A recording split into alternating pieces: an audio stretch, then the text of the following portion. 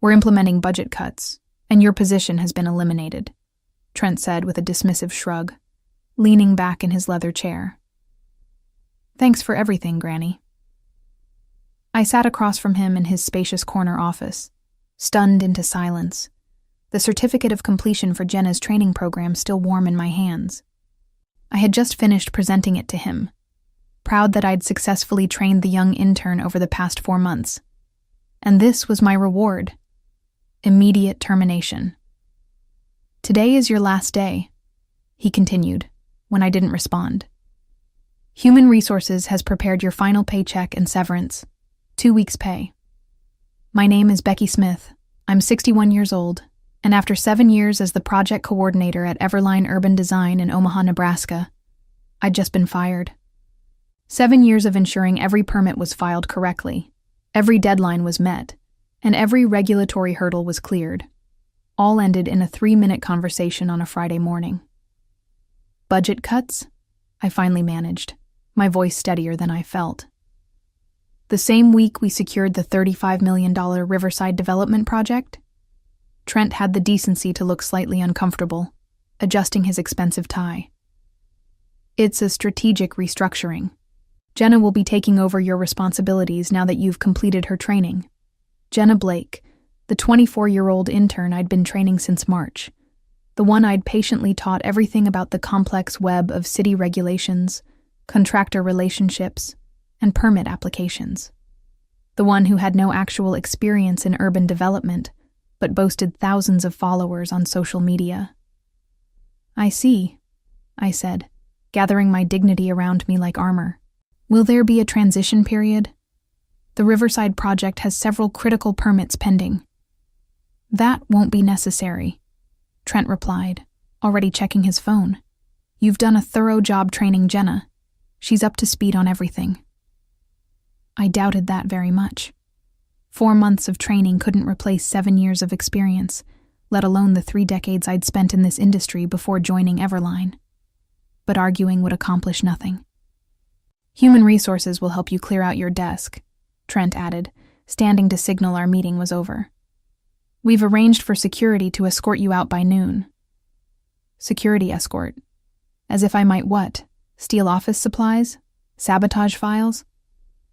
After 7 years of loyal service, this final indignity burned worse than the firing itself. Thank you for the opportunity, I said, rising from my chair with all the poise I could muster. It took every ounce of self-control not to tell him exactly what I thought of him and his strategic restructuring. As I walked out of his office, I saw Jenna waiting by the reception desk, excitement poorly concealed behind a mask of professional concern. She'd known this was coming. Perhaps she'd even orchestrated it. And in that moment, as the reality of my situation sank in, I made a decision. I wouldn't fight. I wouldn't scream. I would simply leave. What they didn't know was how ugly this would get for them. 2 hours later, I placed the small box containing my personal belongings in the trunk of my car and sat in the driver's seat, finally allowing myself a moment to process what had happened. 7 years of dedication ended with budget cuts, Granny, and a security escort. I hadn't always worked at Everline. For most of my career, I'd been at larger firms in Omaha's development sector. But 7 years ago, when the housing market crashed and layoffs swept through the industry, Trent had recruited me specifically for my regulatory expertise. We need someone who knows how to navigate the system, he'd said then. Someone with established relationships at the city planning office. Those relationships had been crucial to Everline's growth from a struggling 5-person studio to one of Omaha's most promising architecture firms. The Riverside development was their biggest project yet, a $35 million mixed-use complex that would transform the downtown riverfront. I'd spent months securing the preliminary approvals, calling in favors from contacts I'd cultivated over decades. I hadn't minded when Trent asked me to train Jenna. New blood was important in any company, and I enjoyed mentoring younger staff. For 4 months, I'd patiently explained every form, every deadline, every unwritten rule that made the difference between a stalled project and a successful one. The trick with the zoning office is to submit on Tuesdays, I'd told her. Harold reviews applications on Wednesdays, and he's much more lenient than the Thursday staff. Jenna had nodded, taking careful notes, asking thoughtful questions. I'd been impressed by her attention to detail, her apparent eagerness to learn. I'd even defended her when other staff complained about her constant social media posting. She's young, I'd said, but she's working hard and learning fast. What I hadn't seen were the private meetings with Trent, the lunches they shared, the way she positioned herself as the innovative future while subtly painting me as the outdated past. I started my car but didn't immediately drive away. Instead, I pulled out my phone and called my daughter, Catherine. "Mom, aren't you at work?" she answered, surprised to hear from me mid-morning. "Not anymore," I replied, my voice finally cracking. "I was fired today." "What? Why?" Catherine's shock and indignation were immediate. I explained what had happened, the sudden termination, the insulting severance, being replaced by the very intern I'd trained. "That's age discrimination. You can sue them," Catherine exclaimed. "Maybe," I said, signaling to exit the parking garage. "But I'm not sure a lawsuit is my first choice." "What do you mean?" Catherine asked, suspicious. She knew me too well. "Nothing," I replied innocently. "I just need to think." What I needed to think about was how best to remind Everline of exactly what they'd thrown away. That evening, I sat at my kitchen table with a cup of tea and my laptop, still processing the abrupt end to my career at Everline. The shock had faded, replaced by a simmering anger that I rarely allowed myself to feel. I wasn't just angry about losing my job. I was furious about how it had happened. The disrespect, the callousness, being discarded like obsolete equipment after years of dedicated service. I opened a folder I'd maintained meticulously for years, digital copies of every permit, every application, every approval I'd secured for Everline's projects. I paid particular attention to the Riverside development files. What Trent and Jenna didn't understand, what they hadn't bothered to learn, was that these weren't just standard forms submitted through normal channels. 3 years ago, the city of Omaha had approached me directly to help streamline their permit process for major developments. The city planning office was perpetually understaffed and overwhelmed by complex projects. Harold, the senior planning officer, had known me for decades and trusted my thoroughness and integrity. Together, we developed a solution.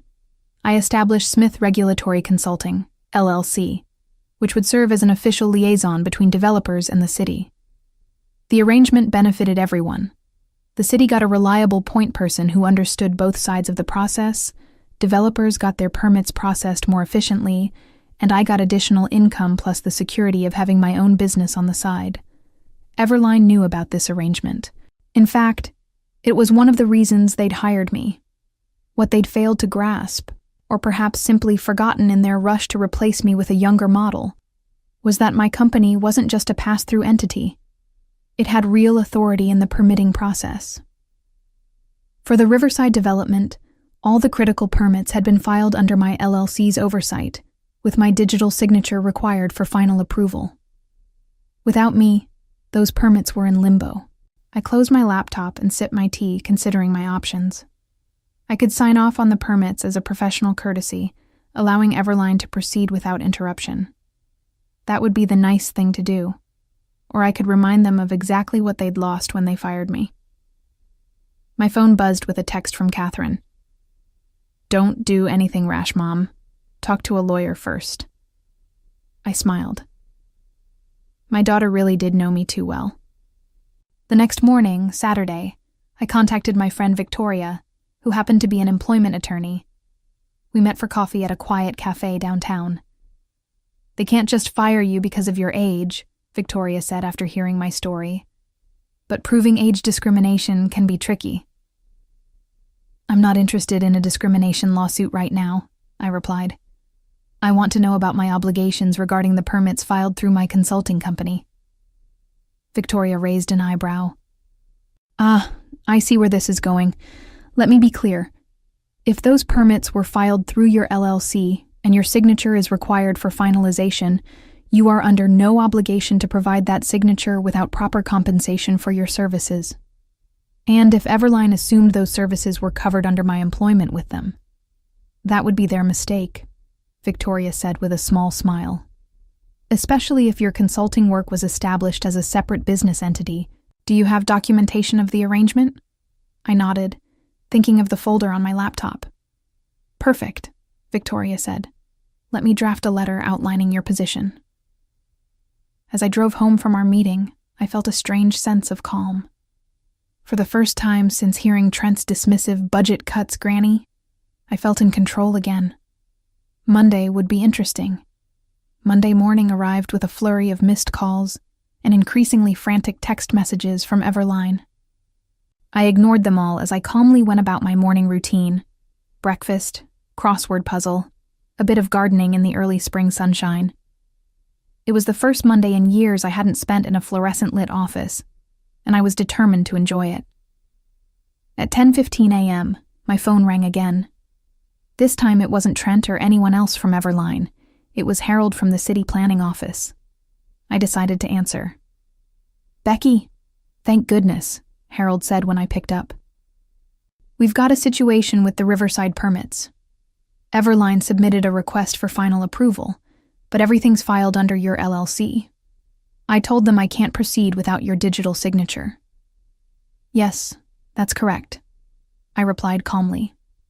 "My company is the official liaison for that project." "They're saying you're no longer involved with the project? Something about restructuring?" "My employment with Everline ended Friday," I explained. "But my consulting company's involvement with the permits is a separate matter entirely." Harold paused before speaking again. "I see. Well, this puts us in an awkward position. The city can't proceed without your sign-off, but Everline is insisting we bypass you. That's not possible under our agreement with the city, is it?" I asked, already knowing the answer. "No, it's not," Harold confirmed. "The expedited process we established requires your verification. Without it, they'd need to resubmit everything through the standard channels." "And how long would that take?" Harold laughed. "For a project of Riverside's size? Months at minimum. Plus they'd lose their place in line." After finishing with Harold, I checked my phone to find 3 more missed calls from Trent. The latest voicemail was notably different from his earlier messages. "Becky, look, I think there's been a misunderstanding. Can we please discuss the Riverside permits? Call me back as soon as possible." I smiled. The panic in his voice was unmistakable. He'd finally realized what my firing actually meant for his precious project. At noon, I received an email from Victoria with the draft letter she'd prepared for Everline. It was perfect. Professional, firm, and crystal clear about my position. Smith Regulatory Consulting would be happy to complete the permit process for the Riverside development for a consulting fee of $75,000, approximately what I would have earned in salary over the next 9 months, plus formal credit as the regulatory compliance specialist on all project documentation. I approved the letter, and Victoria sent it immediately. Trent's response came within minutes, a hastily written email demanding that I call him for an urgent discussion. I ignored it. Instead, I drove to my favorite nursery and spent the afternoon selecting plants for my garden. I was examining tomato seedlings when my phone rang again. This time, it was a number I didn't recognize. "Hello? Mrs. Smith, this is Jackson Warren." I nearly dropped my phone. Jackson Warren was the principal investor in the Riverside development, a prominent businessman with deep pockets and a reputation for not tolerating delays. "Yes, Mr. Warren. What can I do for you?" "I understand there's an issue with the permits for Riverside," he said, his tone direct but not unfriendly. "Trent Callahan seems to be having trouble explaining the situation clearly. I'd like to meet with you directly to understand what's happening." I agreed to meet him the following morning at his downtown office. When I returned home, I found an email from Jenna Blake in my inbox. The subject line read, "Please help." The message itself was both pleading and condescending. "Becky, I know you must be upset about the restructuring, but holding up the Riverside project is only hurting your professional reputation. Please be reasonable and sign off on the permits. I'd be happy to include your name in the acknowledgments." Acknowledgments. After being fired and replaced, she thought I'd settle for a mention in the acknowledgments. I deleted the email without responding and went back to planning my garden. Tomorrow's meeting with Jackson Warren would be interesting indeed. Tuesday morning, I dressed carefully for my meeting with Jackson Warren, choosing an elegant navy suit I'd rarely worn to the casual Everline office. I arrived at Warren Development's sleek downtown headquarters 15 minutes early and was immediately escorted to a spacious conference room with floor-to-ceiling windows overlooking the very riverfront the Riverside project was meant to transform. Jackson Warren entered precisely on time, a tall man in his late 50s with silver hair and a reputation for blunt speaking. He shook my hand firmly. "Mrs. Smith, thank you for coming. Coffee?" I accepted, and as his assistant served us, Warren got straight to the point. "I've invested $12 million in the Riverside development so far," he said. "Now I learn that the entire project is stalled because Everline fired the one person who could navigate the permit process. I'm not pleased. I understand your frustration, Mr. Warren." "Call me Jackson," he said, leaning forward. "I've been looking into this situation. It seems your firing wasn't just unexpected. It was exceptionally poorly timed and possibly illegal." I raised an eyebrow, but said nothing.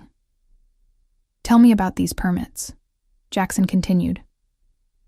"Trent claims it's a simple paperwork issue that you're dragging out because you're bitter about being let go." I opened my laptop and showed Jackson the digital trail of the Riverside permits. The initial applications, the preliminary approvals, the pending final clearances, all filed through Smith Regulatory Consulting. 3 years ago, the city of Omaha asked me to establish this arrangement to streamline the approval process for major developments, I explained.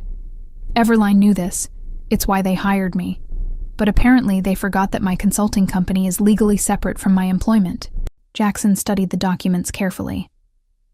"And without your signature on these final approvals, the project can't move forward.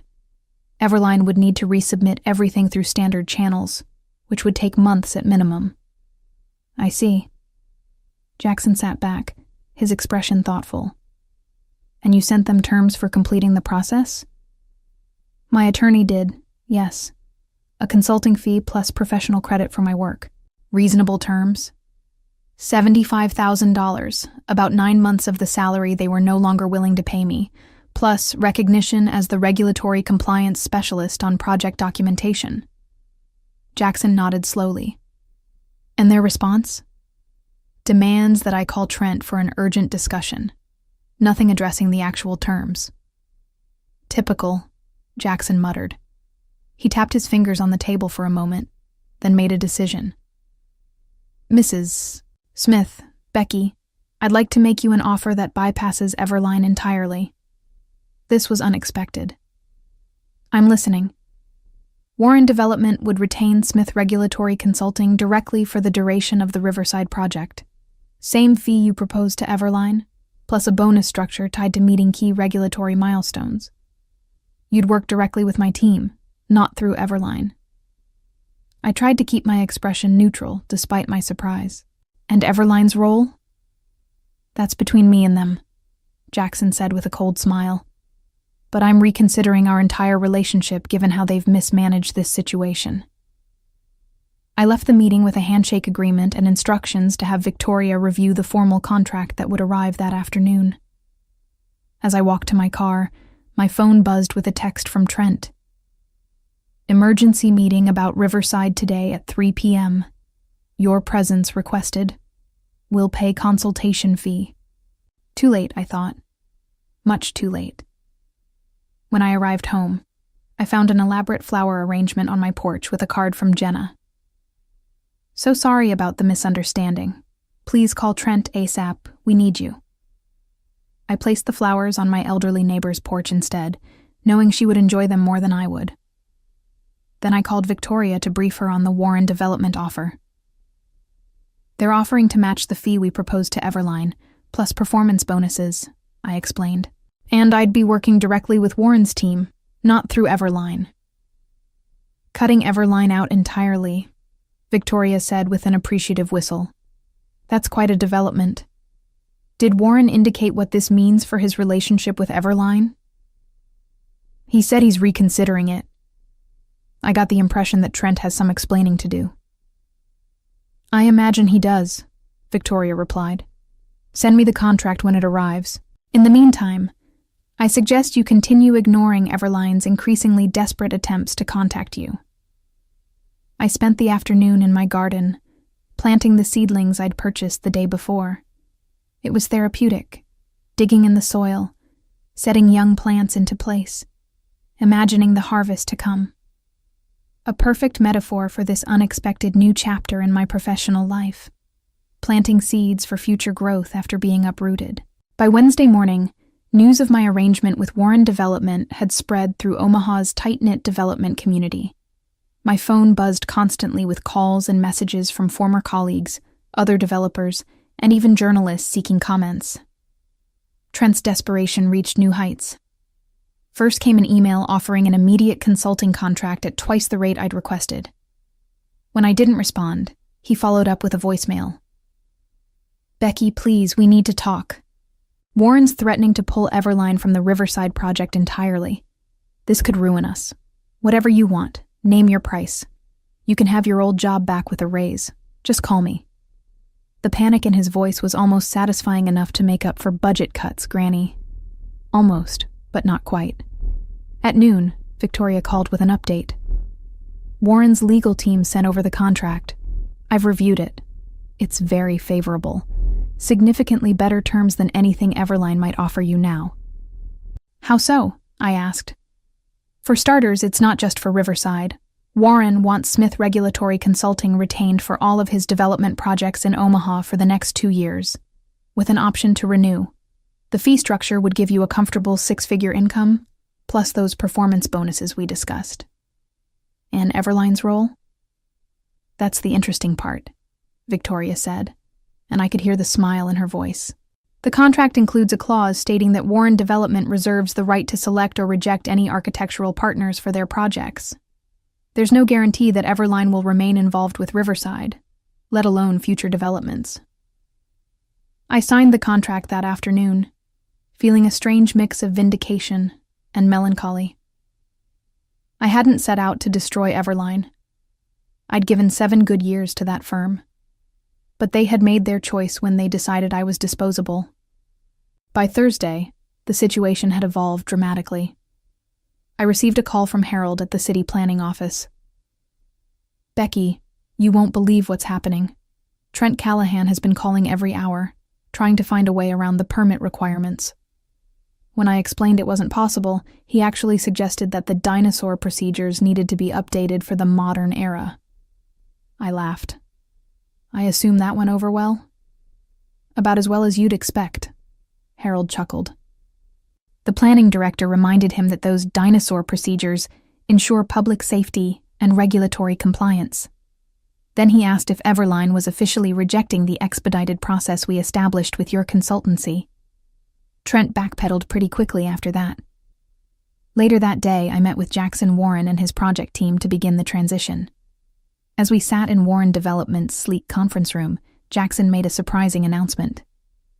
I've decided to terminate Everline's contract for the Riverside development, he stated matter-of-factly.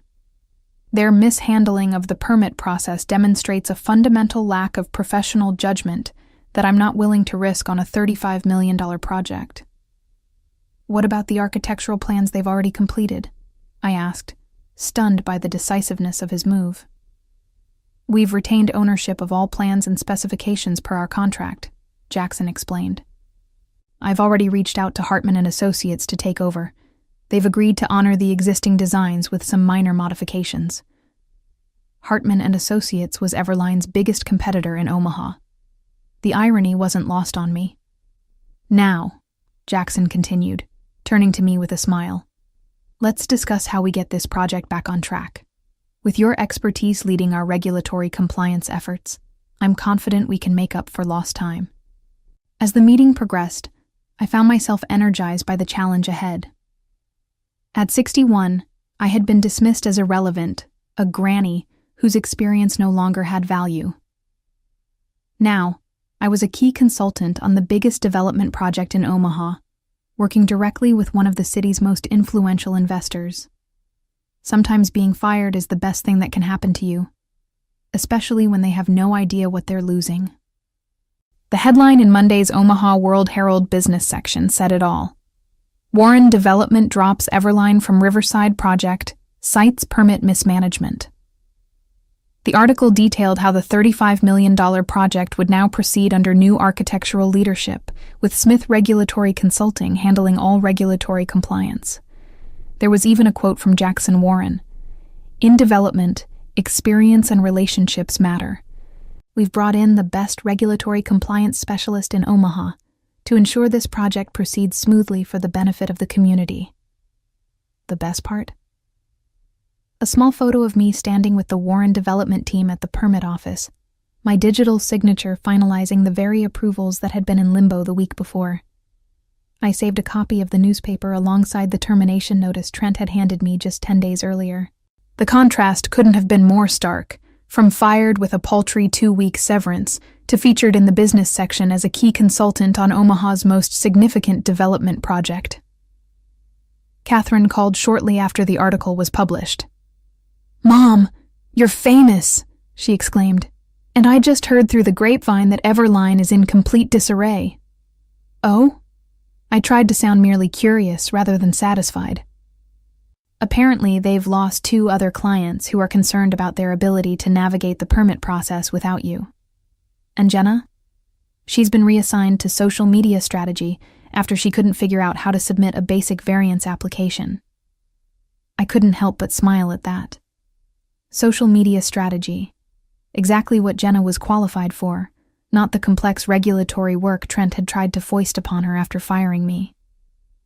"It's not just Riverside they've lost," Catherine continued. "Jackson Warren has 5 other projects in development across the city, and word is he's taken all of them away from Everline. That's millions in contracts." "That's business," I replied simply. "No, Mom," Catherine laughed. "That's karma." "It's not karma," I corrected her gently. "It's just the natural consequence of undervaluing expertise." 3 months later, I stood at the Riverside groundbreaking ceremony, watching as Jackson Warren and city officials ceremonially turned the first shovels of dirt on the project. My role had expanded beyond regulatory compliance. I was now effectively Warren Development's liaison with the city for all their projects, a position created specifically for my unique combination of expertise and relationships. As photographers captured the moment for local news outlets, I spotted a familiar face on the periphery of the crowd, Trent Callahan, looking decidedly less confident than when he'd fired me with a dismissive, "Budget cuts, Granny." Our eyes met briefly before he looked away, his discomfort evident. After the ceremony, a reporter from the Omaha World Herald approached me for an interview. The resulting article, "The Permit Whisperer: How Becky Smith Became Omaha's Most Sought-After Development Consultant," ran on the front page of the business section. It detailed my decades of experience, the respect I commanded from city officials, and the critical role regulatory compliance played in successful urban development. There was even a quote from Harold at the city planning office. "Becky knows more about Omaha's zoning and permit requirements than anyone else in the industry. Developers who work with her get their projects approved in half the time." My consulting business expanded rapidly after that. I hired 2 assistants, experienced women in their 50s who'd been similarly pushed aside at other firms, and established an internship program specifically for people changing careers midlife. I never actively sought to damage Everline, but I watched with detached interest as their fortunes declined. Without access to my expedited permit channel, their projects faced delays. Several clients followed Warren Development's lead and took their business elsewhere. Trent's youthful approach wasn't delivering the results he'd promised. Jenna lasted 6 more months before leaving for a marketing position at another firm. I wished her well when I heard the news. She was young. She had time to learn that flash without substance rarely succeeds in the long run. As for me, at 61, I had embarked on the most rewarding phase of my career. Not as someone's employee, but as the architect of my own success, building a business that valued experience, embraced wisdom, and never ever dismissed someone as just a granny.